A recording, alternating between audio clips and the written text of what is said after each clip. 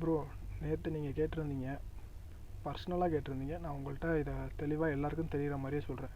Delivery ஜாப்புக்கு வரலாமா வேணாமா அப்படின்னு ஃப்ராங்காக கேட்டிங்க. ப்ரோ, என்னை பொறுத்தவரையும் டெலிவரி ஜாப்புக்கு வராதிங்க.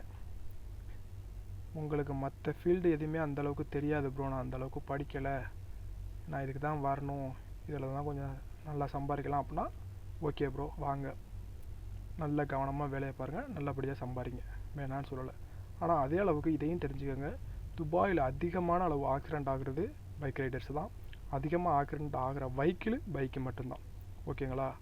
கார்காரன் தப்பு பண்ணாலும் சாவுறது நம்ம தான், யார் தப்பு பண்ணாலும் சாவுறது பைக் ரைடர்ஸ் மட்டும்தான். காரில் உள்ளவன் எல்லாரையும் சாயிடுவான், பைக் ரைடர் தான் அடிக்கடி சாவாங்க. அதிகமாக ஆக்சிடெண்ட்டும் அவங்களுக்கு தான் ஆகும்.